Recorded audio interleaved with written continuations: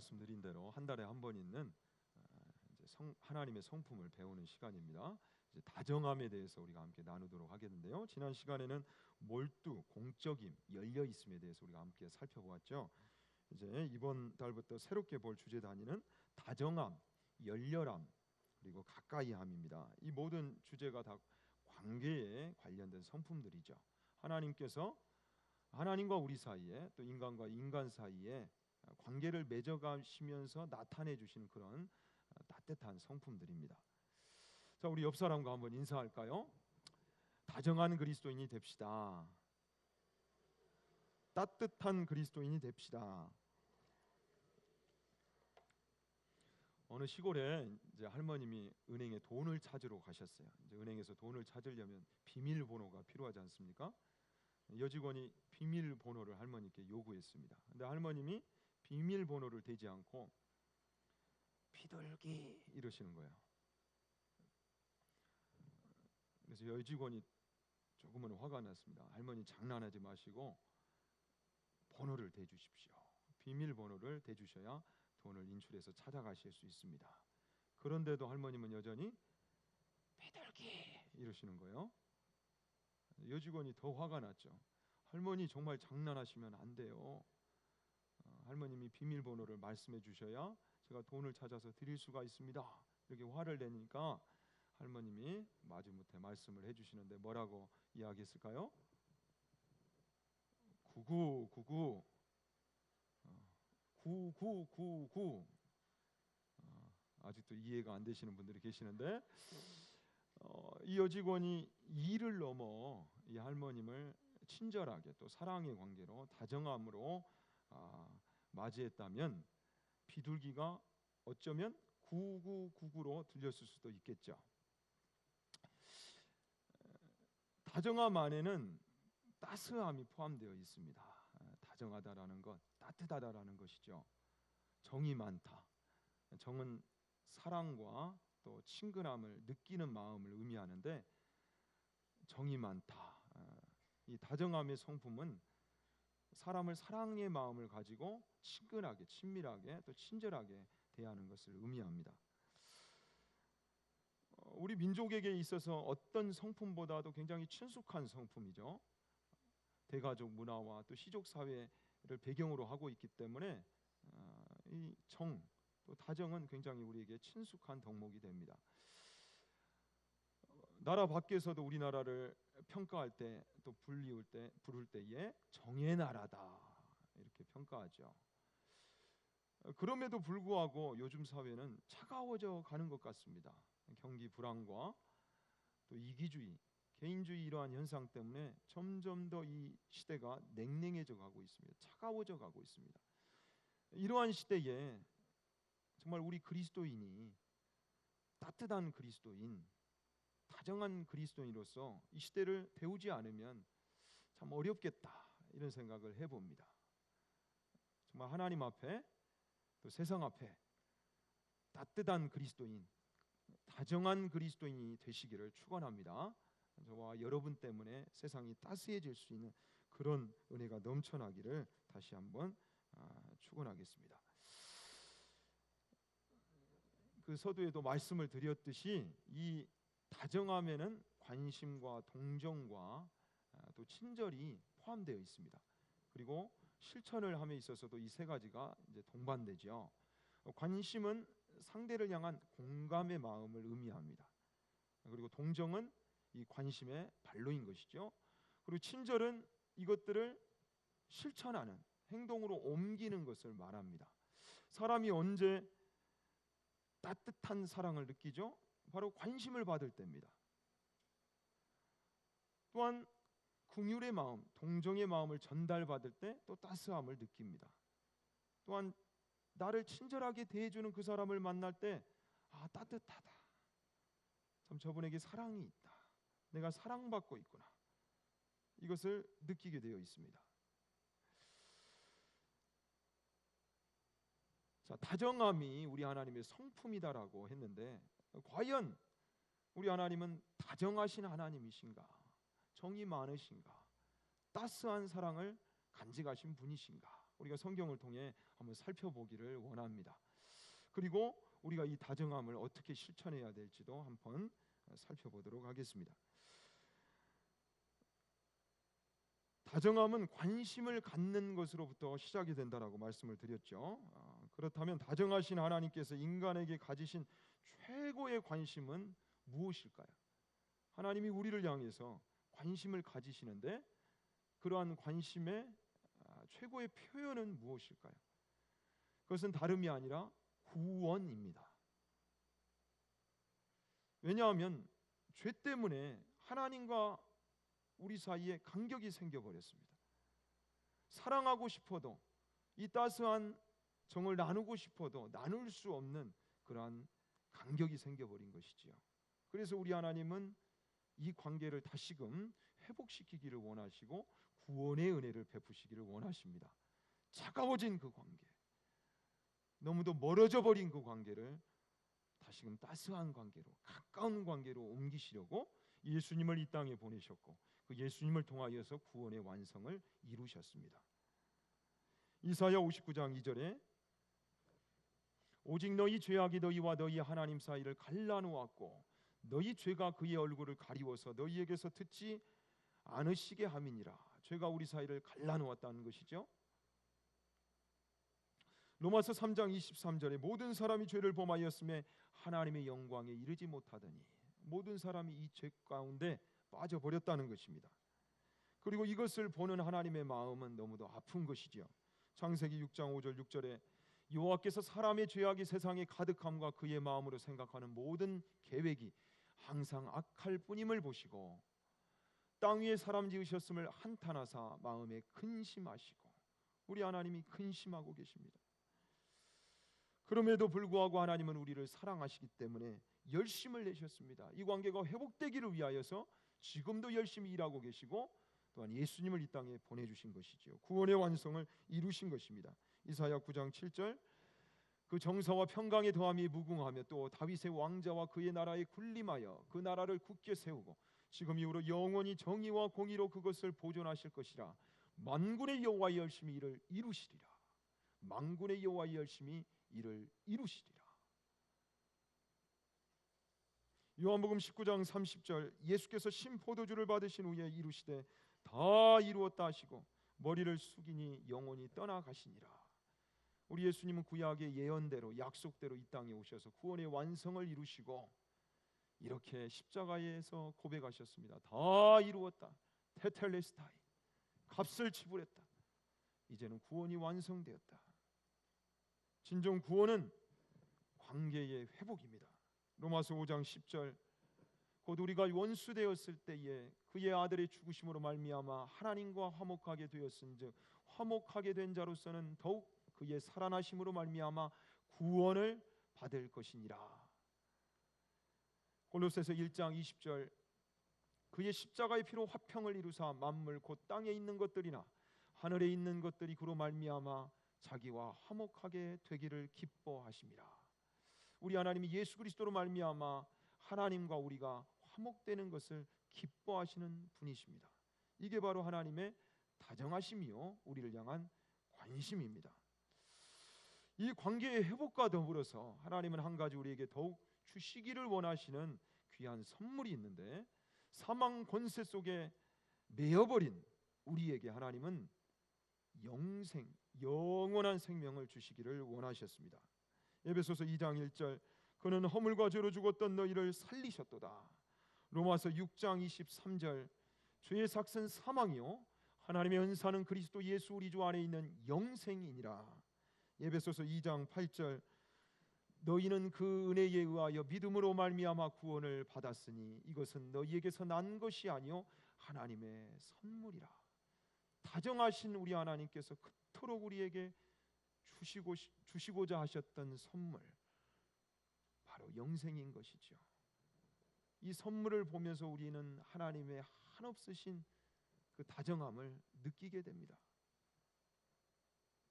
구원은 우리 인간을 향한 하나님의 다정하신 성품의 가장 실천적인 표현이다 말씀드릴 수 있습니다. 로마서 5장 8절 우리가 아직 죄인 되었을 때에 그리스도께서 우리를 위하여 죽으심으로 하나님께서 우리에 대한 자기의 사랑을 확증하셨느니라. 다정하신 그 하나님의 사랑을 구원을 통하여서 확증하셨다.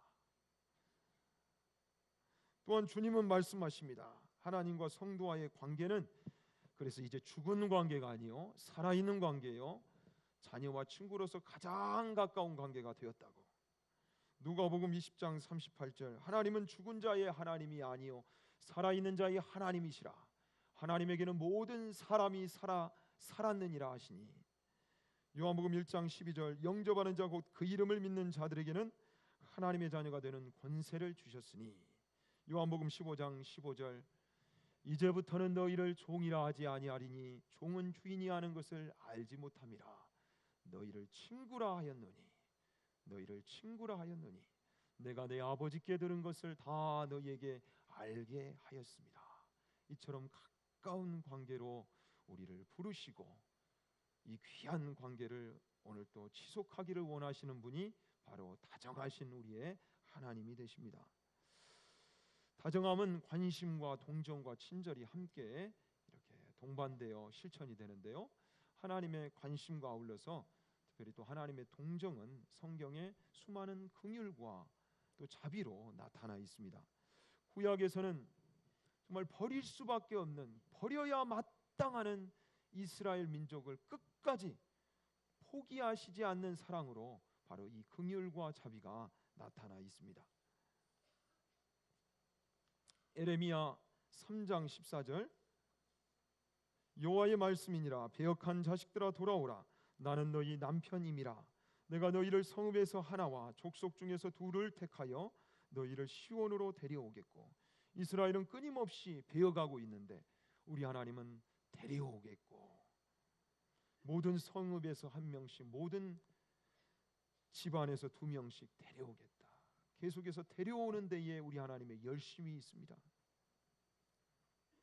이사야 54장 8절, 내가 넘치는 진노로 내 얼굴을 내게서 잠시 가렸으나 영원한 자비로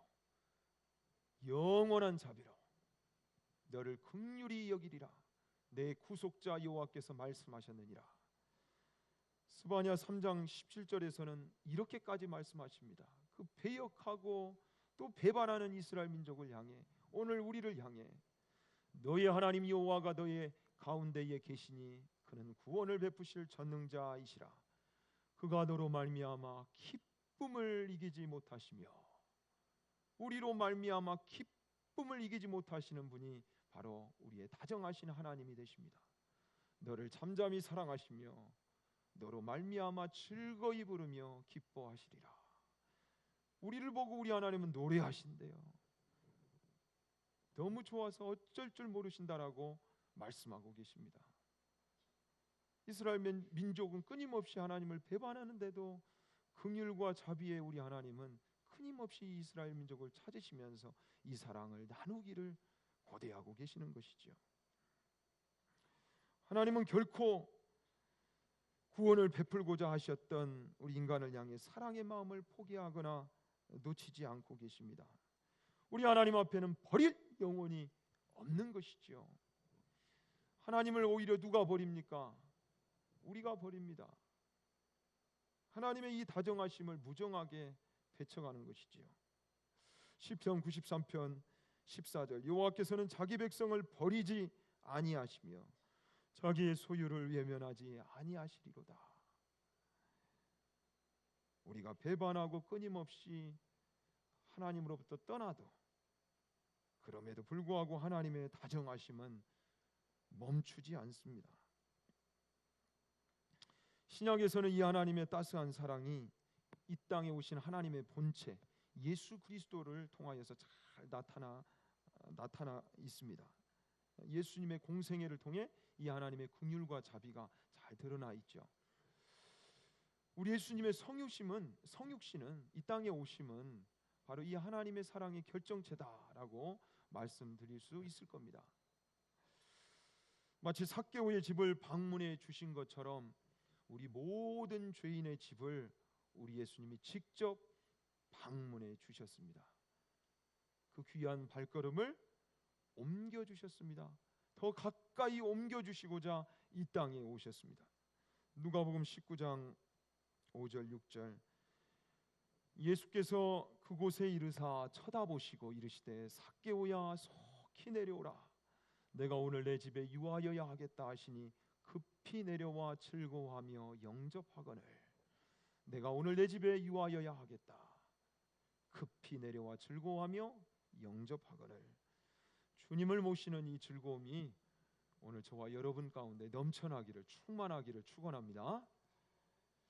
요한복음 또 11장에는 이 나사로의 죽음을 통해서 다정하신 하나님의 사랑, 그 뜨거운 사랑, 따스한 사랑, 주체할 수 없는 그 사랑을 정말 많이 표현해 놓고 계십니다.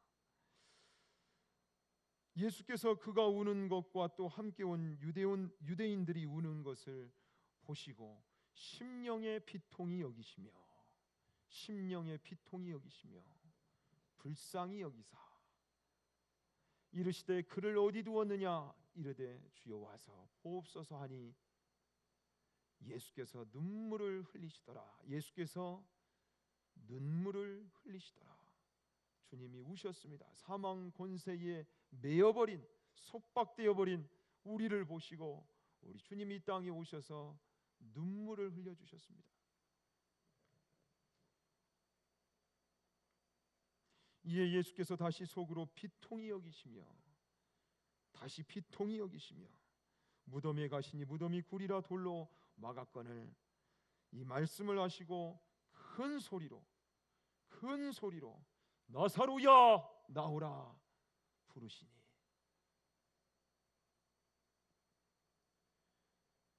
우리 주님이 사망 권세에 잡혀 있는 우리를 보시면서 얼마나 우리를 사랑하셨는지, 얼마나 우리를 가까이 여기시는지를 잘 보여주는 대목이죠.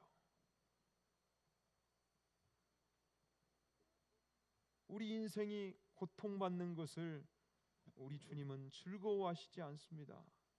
우리보다 더 아파하십니다. 비통히 하십니다. 민망히 여기십니다. 여기서 민망히 여기다 비통히 여기다는 것은 창자가 뒤틀린 고통을 의미하는데 주님이 그 아픈 마음을 가지고 지금도 우리를 보고 계십니다. 이것이 바로 우리 하나님의 주님의 다정하신 성품인 것이죠. 신약에서는 특별히 예수님의 이 공생의 사역을 통해서 수많은 이 긍휼과 자비를 우리에게 보여주고 계십니다. 탕자의 비유를 통해서도 집 나간 아들을 사랑으로 받아주시는 그 아버지의 모습에서 우리는 이 주님의 다정하신 사랑을 재차 확인할 수 있게 되죠. 누가복음 15장 20절 이에 일어나서 아버지께로 돌아가니라. 아직도 거리가 먼데 아버지가 그를 보고 측은히 여겨 달려가 목을 안고 입을 맞추니 집 나간 아들, 이 둘째 아들, 탕자가 집을 나갔을 때의 모습과 또 돌아왔을 때의 모습은 사뭇 다를 겁니다. 부유한 자식에서 이제 거지의 신분으로 돌아온 그의 모습은 과연 아버지가 알아볼 수 있을까? 그런 모습으로 돌아왔을 겁니다. 더군다나 거리가 멉니다. 아직도 거리가 먼데, 상거가 먼데 아버지는 그를 알아보고 계십니다. 어떻게 알아보셨을까? 아들이 집을 나가 점점 멀어졌을 때 이미 아버지는 마음으로 그 아들을 찾아 나섰던 것이죠. 다정하신 아버지는 계속해서 매일매일 순간순간 이 아들을 기다렸던 겁니다. 그랬기 때문에 이 아들이 돌아올 때 바로 알아보실 수 있었죠. 다정하신 하나님은 오늘 또 세상의 수많은 영혼들이 이렇게 돌아오기를 기다리고 계십니다. 또한 예수님은 세리와 창녀들과도 허물없이 친구가 되셨고 배고픈 사람들을 못 본 척하지 않으셨습니다. 몸과 마음이 병든 사람들을 결코 그냥 버려두지 않으셨습니다. 고쳐주셨습니다. 또한 주님의 사랑은 관습과 시선, 전통과 율례를 벗어난 초월적인 사랑이셨죠. 마태복음 8장 2절에 보면 한 나병 환자가 우리 예수님을 찾아옵니다. 그 당시 율법의 기준으로는 격리된 이 나병 환자를 함부로 만질 수가 없습니다. 전염이 되기 때문에 함부로 만져서 안 됩니다. 그런데 우리 주님이 그 나병 환자에게 따스한 손길을 건네시면서 내가 원하노니 깨끗함을 받으라, 이 말씀으로 고쳐주십니다. 오늘 이 시간에도 다정하신 이 주님의 손길을 원한다면 깨끗함을 받으리라, 이 귀한 은혜가 임할 줄로 믿습니다. 다정하신 그 사랑을 우리가 간절히 원해 봅시다. 우리 주님은 분명히 그 귀한 사랑을 허락해 주시고 우리의 묶인 바로부터 우리를 자유케 해 주실 줄로 믿습니다. 예수님의 기적 이야기에는 한결같이 이 따스한 사랑, 다정하신 사랑의 연민과 동정이 수반되어 있음을 우리가 알 수 있죠. 그분의 사역에는 긍휼과 자비가 넘쳐납니다. 예수님은 엄한 안식일 규정을 어겨가면서까지도 병자들을 고치셨고 또 배고픈 제자들을 먹이셨습니다. 심지어는 부활하신 후에도 예수님을 배반하고 버려버린 제자들을 향해 다시 찾아가셔서 따스한 사랑으로 그들의 신앙을 회복시켜 주십니다. 주님의 공생애 동안 참 많은 이 긍휼과 자비를 우리 하나님 보여주셨는데, 무엇보다도 이 긍휼과 자비를 최고로 보여주신 이 다정하신 사랑의 최고복은 바로 십자가 사랑이다라고 말씀드릴 수 있을 겁니다. 우리를 향한 사랑 중에 십자가 사랑만큼 따뜻한 것이 없고 십자가만큼 뜨거운 것이 없습니다. 세상 모두가 우리를 버려도 십자가 사랑만은 우리를 버리지 않기 때문입니다. 그래서 아직도 이 땅에는 아무리 차갑다 해도 이 십자가가 있기에 소망이 있는 줄로 믿습니다. 희망이 있는 줄로 믿습니다. 아직 이 사랑을 만나지 않아서 그렇지, 하나님의 이 사랑, 독생자를 아낌없이 내어주신 이처럼의 사랑, 이 귀한 사랑을 만난다면, 맞닥뜨린다면 거기에 회복이 있고 다시 시작할 수 있는 은혜가 있을 줄로 믿습니다. 여러분들이 그 사랑을 만나서 여기에 있고요, 하나님은 그 사랑을 통해 여전히 세상에 회복되어야 할 차가운 그곳에 있는 영혼들 가운데 이 사랑을 건네기를 원하시는 것입니다. 빌립보서 2장 8절, 사람의 모양으로 나타나사 자기를 낮추시고 죽기까지 복종하셨으니 곧 십자가에 죽으심이라.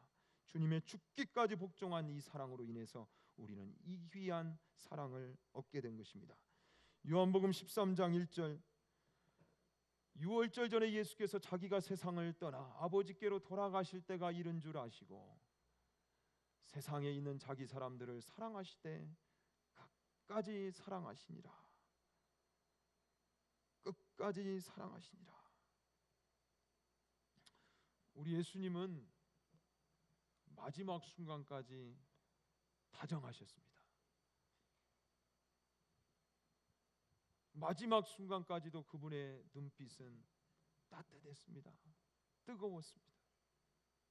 용서가 있었고 용납이 있었습니다. 끝까지 사랑하시니라. 다정하신 주님의 사랑이 바로 이 사랑인 것이지요. 우리는 이 사랑을 받았습니다. 죽기까지 사랑하신 그 사랑. 이제는 우리가 이 귀한 사랑을 받은 자답게 정말 하나님의 사랑은 다정하신데, 다정한 이 사랑을 받은 자답게 우리도 세상 앞에 다정한 그리스도인이 되어야 할 줄로 믿습니다. 다시 한번 우리 옆 사람과 인사하십시다. 다정한 그리스도인이 됩시다. 따스한 그리스도인이 됩시다. 세상이 아무리 차가워도요, 우리 그리스도인이 따스하면 됩니다. 사람은 따뜻한 사람을 좋아합니다. 여러분들은 커피를 마실 때 따뜻한 아메리카노를 마십니까? 아니면 차가운 알래스카노를 마십니까? 저도 따스한 사람이 되고 싶어서 이 여름날에도 따뜻한 아메리카노를 주로 마십니다. 우리 그리스도인이 따뜻해질 때요, 세상은 데워집니다. 이 귀한 사랑으로 시대마다 또 나라와 민족을 우리 하나님은 데워주셨습니다. 이제 우리가 이 따스함의 사랑을 실천해야 되겠는데요, 특별히 관심과 동정과 친절을 통해서 이 다정함은 실천된다고 했죠. 사랑의 마음, 이 다정하신 하나님의 마음을 들고 우리가 세상에 나아가 세상의 많은 영혼들, 우리 이웃들에게 친절하게 대하는 것, 따스하게 대하는 것, 정말 너무도 중요한 부분입니다. 다정함은 먼저는 우리가 하나님께도 다정해야 되고 또 이웃에게도 다정해야 되는데, 하나님을 향해서 우리의 다정함을 표현하는 것은 다른 게 아닙니다. 바로 마음을 다하고 목숨을 다하고 뜻을 다해서 하나님을 사랑하는 것, 그러니까 열정으로 하나님을 사랑하는 것, 열정으로 헌신하는 것, 이것이 바로 하나님을 사랑하는 겁니다. 하나님을 우리가 다정하게 대해드리는 겁니다. 그래서 예배에 대한 열심, 기도에 대한 열심, 하나님의 말씀에 대한 열심, 또 주의 몸된 교회를 향한 열심, 또 하나님 아버지의 마음이 있는 영혼에 대한 그 열심을 우리가 갖추고 있을 때, 우리 하나님은 네가 나를 다정하게 생각하는구나. 하나님의 입장에서는 우리를 통해 그 따스함을 느끼게 된다라는 거예요. 내 자녀가 참 나를 따뜻하게 대해주는구나, 이 열심을 통해서. 오늘 저와 여러분 가운데 이 열심 있기를 축복합니다. 그러니까 교회가 구령이 사라진다는 것은 정말 가슴 아픈 일입니다. 아버지의 마음이 거기에 있는데 그걸 모르는 거예요. 하나님과 동행하는 자에게 자연스럽게 나타나는 현상이 이런 것인데 이걸 놓쳐버린 것이죠. 이것은 교회가 병들어가고 있는 겁니다. 교회와 성도가 차가워지고 있다라는 것, 어떤 병보다도 무서운 병이죠. 신앙의 병에 있어서는 이것보다 무서운 병이 없습니다. 차가워지는 것, 냉랭해지는 것, 차가워져 버린 신앙. 마치 사라가 하나님이 말씀해요. 내년 이맘때쯤에 내가 아들 주겠다, 이름까지 지어줍니다. 그런데 그 1년이 믿어지지가 않는 거. 1년만 참으면 되는데 너무 기다렸기 때문에 이제는 사라의 믿음이 바닥이 났습니다. 하나님이 말씀하시는데도 사라가 비웃어버리죠. 말씀 앞에 비웃는 신앙이 되어버립니다. 차가워져 버린 신앙이 되어버립니다. 신앙생활 오래 하다 보면 이럴 위험에 빠질 수가 있는 것이죠. 예배를 나와도 기도를 해도 냉랭한 겁니다. 우리 앞에 영혼을 맡겨주셨는데도 불구하고 별 반응이 없는 겁니다. 감흥이 없는 겁니다. 감격이 없는 겁니다. 그러나 우리를 포기하지 아니하시는 하나님은 마치 사라를 그 비웃음으로부터 훗날 이삭을 낳고, 그 이삭의 이름이 웃음인데 이 웃음을 나누고 자랑합니다. 그런 사라로 회복시켜 주신 것처럼 냉랭해져 버린 우리의 가슴을 다시금 따스하게 회복시키시기를 원하시고, 우리의 따스함을 통하여서 세상의 많은 영혼들에게 이 하나님의 사랑을 느낄 수 있도록 돕기를 원하십니다. 우리가 다시 한번 하나님을 향해서 이 신앙의 열정과 헌신으로 우리의 다정함을 표현해야 하겠습니다. 그리고 우리 주변에 있는 이웃들에게는 친절을 통해서 우리가 이 귀한 사랑을 나눌 수가 있는 것인데요, 이 이웃을 향한 다정함의 성품의 기본 정신은 다른 게 아닙니다. 하나님을 마음을 다하고 뜻을 다하고 힘을 다하여 사랑하는 그 열정을 그대로 이웃들에게 옮기라는 거예요. 너희들 하나님 나를 향해 그 열정이 있느냐? 나를 다정하게 생각해서 그 열정을 가지고 사느냐? 그러면 그 열정을 한번 이웃에게도 나누어 보라. 이게 다정함이라고 말씀하고 있습니다. 마태복음 22장 39절에 둘째도 그와 같으니 내 이웃을 내 자신같이 사랑하라 하셨으니, 둘째도 그와 같으니 하나님을 향한 이 사랑의 열정이 있다면 이웃을 향해서도 내 자신처럼 그렇게 가깝게 따스하게 이 열정을 나누라는 것이죠. 언제 우리 이웃들이 우리를 따뜻하다고 느낄까? 또 반대로 언제 차갑다고 느낄까? 우리가 고민하면서 이 다정함을 실천해 봤으면 좋겠습니다. 이 한 달 동안 이 다정함을 실천함에 있어서 특별히 우리가 이 시간을 통해 4가지 실천 그 항목을 한번 살펴보도록 하겠습니다. 첫 번째는 이제 우리가 그리스도의 성품에 관해서 많이 배웠죠. 성경은 이 성품을 나누는 것 자체가 이 다정함을 실천하는 것이다, 친절을 베푸는 것이다라고 말씀합니다. 에베소서 4장 32절에 서로 친절하게 하며 불쌍히 여기며 서로 용서하기를 하나님이 그리스도 안에서 너희를 용서하심과 같이 하라. 디도서 3장 2절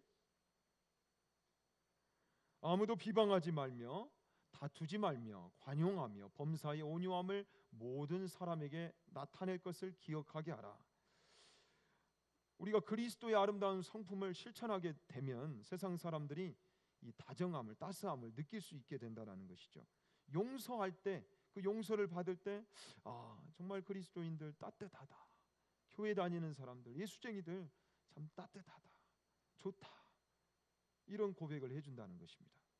또 다투지 않고 싸울만 하는데도, 미워할 만한데도 미워하지 않는 것, 그것을 통해서 참 그리스도인 매력 있다, 괜찮다, 참 저들이 믿는 하나님 참 괜찮으신 분이다, 나도 믿고 싶다, 이런 고백을 한다라는 것이죠.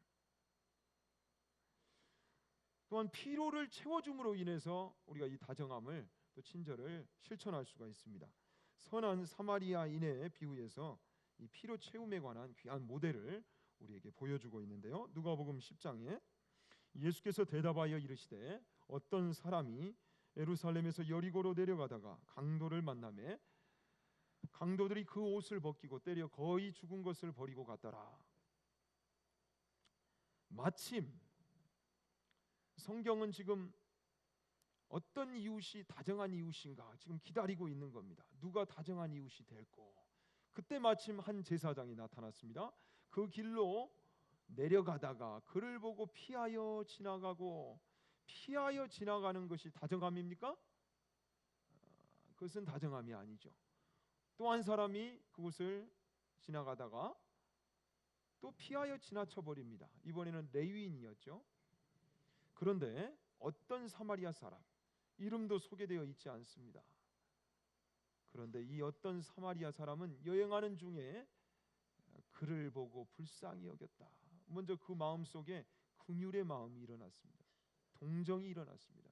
그리고 가까이 가서, 가까이 간다라는 것은 친절을 베푸는 것이죠. 가까이 가서 기름과 포도주를 그 상처에 붓고 싸매고 자기 짐승에 태워 주막으로 데리고 가서 돌보아 주니라. 진정한 피로를 나누었습니다.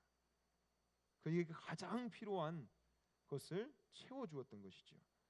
이때 주님이 우리에게 물으십니다. 내 생각에는 이 세 사람 중에 누가 강도 만난 자의 이웃이 되겠느냐? 누가 진정한 이웃이 되겠습니까? 다정한 이웃은 누구입니까?